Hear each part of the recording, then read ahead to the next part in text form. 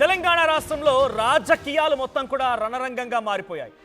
అయితే ప్రభుత్వం ప్రతిపక్షాల మధ్య విభేదాలు, ప్రజా సమస్యలపై పోరాటాలు, రోడ్డుకెక్కడాలు, రాస్తా రోకోలు చేయడాలు, ధర్నాలు చేయడాలు, ఈ రకమైన రాజకీయం వేడెక్కితే అది ప్రజా సమస్య కోసం ప్రతిపక్షం పోరాడమో లేకుంటే ప్రభుత్వమే ఇంకేదైనా కొత్త కొత్త అంశాలను తీసుకొచ్చి ప్రతిపక్ష ఇరకాటం పెట్టడమో ఇక్కడి వరకు అయితే ఓకే. కానీ ఇక్కడ తండ్రి కూతుర్ల మధ్య డైరెక్ట్ ఆర్ ఇండైరెక్ట్ ఫైట్ అయితే కొనసాగుతోంది. హరీష్ రావు వైపుగా నిలబడ్డారు కేసీఆర్. చాలా క్లియర్గా హరీష్ రావుపై ఆరోపణలు చేస్తావా, పార్టీ ముఖ్యం నాకు, కుటుంబం కాదన్న చందంగా చాలా నిక్కచ్చిగా ఆయన కూతురైనప్పటికీ వదిలిపెట్టకుండా పార్టీ నుంచి తనని సస్పెండ్ చేస్తూ నిర్ణయం తీసుకున్నారు. ఇక్కడ ఒక ఇంట్రెస్టింగ్ అంశం ఏంటంటే, ఎవరికైనా ఒకనొక సందర్భంలో కవిత గారే మాట్లాడుకొచ్చారు మీడియా సమావేశంలో, ఉరిదీశారు అని మాట్లాడుకొచ్చారు. మరి ఆ ఉరిదీసే క్షణంలోనైనా, అంత కఠినాత్మకమైన శిక్ష వేసే సమయంలోనైనా మీ చివరి ఆకాంక్ష ఏంటి, మీ చివరి కోరిక ఏంటి అని అడుగుతారు. కానీ కవిత గారి విషయంలో ఎందుకు అది జరగలేదు అర్థం కాలేదు. షోకాజ్ నోటీస్ ఇచ్చి తను ముందుగా వివరణ అడిగిన తర్వాత, ఎందుకు ఇలా మాట్లాడమని చెప్పి అడిగిన తర్వాత ఆ తర్వాత క్లారిటీ ఇవ్వాల్సింది. కానీ ముందుగానే తను మాట్లాడిన మాటలు కొంత ఇబ్బంది కలిగించాయేమో, కానీ కొన్ని రోజులుగా తను చేసినటువంటి చర్యలు మొత్తం కూడా పార్టీకి తీవ్ర నష్టం కలిగిస్తున్నాయి కాబట్టి నిర్ణయం తీసుకున్నామని చెప్పి ఆ సస్పెన్షన్ లెటర్లో కూడా చాలా క్లియర్గా మెన్షన్ చేశారు. చివరాకరణ ఒకవేళ ఆ పార్టీ అధ్యక్షుడో లేదా వర్కింగ్ ప్రెసిడెంటో పార్టీ నుంచి బహిష్కరించినా, తనని సస్పెండ్ చేసిన ఒక ఎత్తు. కానీ క్రమశిక్షణ కమిటీ చేత, తర్వాత పార్టీ ప్రధాన కార్యదర్శుల చేత వాళ్ళ సంతకంతో తను సస్పెన్షన్ గురయ్యారు. ఆ తర్వాత కవిత గారు కూడా చాలా క్లియర్గా పార్టీ నుంచి వెళ్ళిపోవడము, తర్వాత రిజైన్ చేయడము, బీఆర్ఎస్ ఎమ్మెల్సీ పదవి కూడా రిజైన్ చేయడం జరిగింది.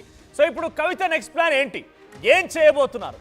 నిజంగా తను అందరూ ఊహించినట్టుగానే కొత్త రాజకీయ పార్టీ పెట్టబోతున్నారా?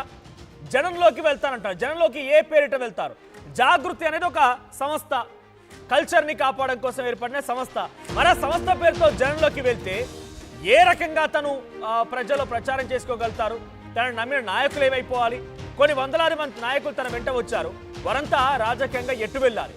సో ఇవన్నీ కూడా కొన్ని అనుమానాలు ఉన్నాయి. సో ఇదంతా కొనసాగుతున్న తరుణంలోనే ఒక్కసారిగా బిగ్గెస్ట్ బ్లాస్టింగ్ న్యూస్ ఏంటంటే, పార్టీ ఫౌండర్ మెంబర్లుగా మేమంతా కేసీఆర్ వెంటే ఉంటాం, ఈ రకంగా మాట్లాడడం కరెక్ట్ కాదు అంటూ కవిత ఏర్పాటు చేసిన జాగృతిని విభేదిస్తూ, తన నిర్ణయాన్ని విభేదిస్తూ రాజీవ్ సాగర్ లాంటి వాళ్ళు కానివ్వండి, భిక్షపతి గౌడ్ లాంటి వాళ్ళు కానివ్వండి, రాజారాం యాదవ్ లాంటి వాళ్ళు ఒక మీడియా సమావేశం ఏర్పాటు చేశారు.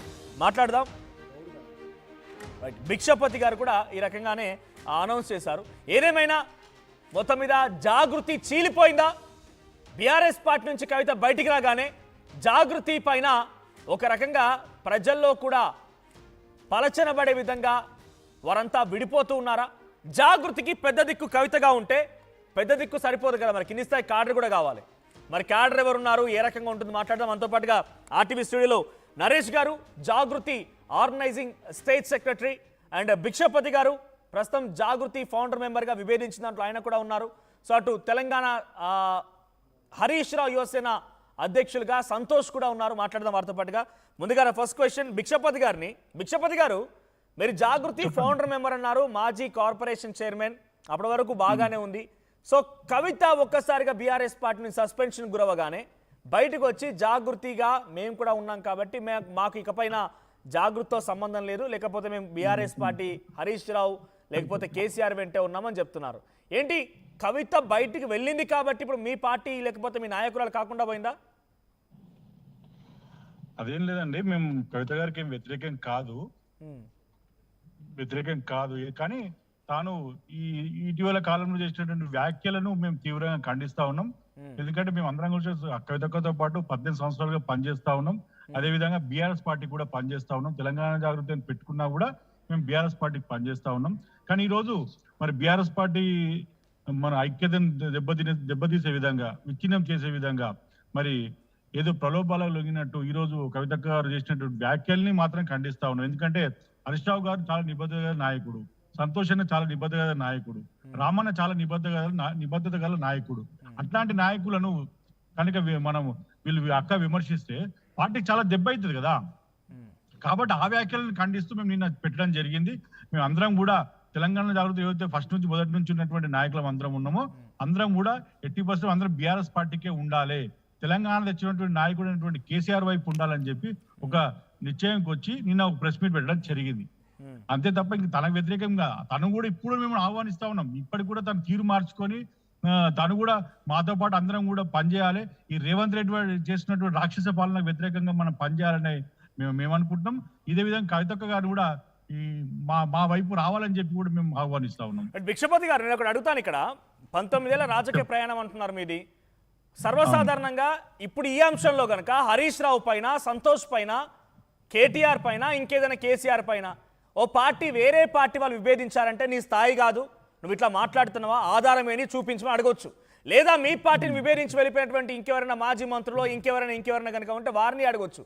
కానీ సొంత కుటుంబంలో వ్యక్తి, తన కూతురు, ఒక పక్కన హరీష్ రావు ఏమో తనకు వరుసకు బావ, సంతోష్ రావు ఏమో ఒక అన్న, కేటీఆర్ సొంత అన్న, వీళ్ళపై ఆరోపణలు చేస్తే ఇక మనం ఎట్లా చెప్పాలి? అవన్నీ అవాస్తవాలు, నిబద్ధకలు, నాయకులు అంటే మీ దృష్టిలో, లేకపోతే ప్రజల దృష్టిలో ప్రజలు నాయకులుగా ఉన్నారు కాబట్టి వారందరూ నిబద్ధకలు నాయకులే కావచ్చు. కానీ ఎలా విభేదించాలి? ఇప్పుడు కవిత గారు సొంత కుటుంబీకురాలే కదా, ప్రతిపక్ష వేరే పార్టీలో ఉన్న వాళ్ళు కాదు, లేదా మీ పార్టీని విభేదించిపోయి మాజీ మంత్రిగానో లేకుంటే ఇంకెవరున్న వాళ్ళు పార్టీని విడిపోయే వాళ్ళు కాదు. సొంత కూతురే పార్టీ పైన, పార్టీలో పనిచేసే కొంతమంది వ్యక్తుల పైన ఆరోపణలు చేసిందని అంటే ఇది ఎలా నిజంగా అనుకోవాలి? నేనేమంటున్నానంటే మనోజ్ గారు, ఇది టిఆర్ఎస్ పార్టీ అనేది ఒక కుటుంబం, 60 లక్షల మంది కుటుంబ సభ్యులు ఉన్నటువంటి పెద్ద కుటుంబం టిఆర్ఎస్ పార్టీ.